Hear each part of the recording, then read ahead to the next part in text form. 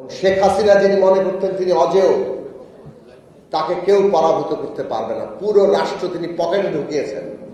এত বড় রাষ্ট্র নিয়েও এইভাবে নির্বিচারে গণহত্যা চালিয়েও শেষ পর্যন্ত তাকে পালিয়ে যেতে হয়েছে।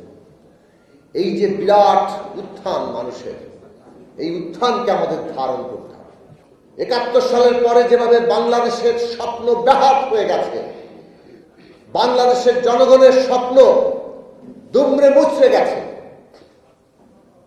৫৩ বছর ধরে, আজকে জুলাই আগস্টের এই অভ্যুত্থানের পরে জনগণের স্বপ্ন যাতে বেহাত না হয়, আবারও যাতে সেই স্বপ্নকে কেউ দুমড়ে মুচড়ে দিতে না পারে, তার জন্য আমাদের রাজনৈতিক শক্তি দরকার। বাংলাদেশের মানুষ এই দেশের মালিক, সেটা বদলে দেওয়া হয়েছে। এটা বদলে দিয়ে কতিপয় লোক এই দেশের মালিক বনে গিয়েছে।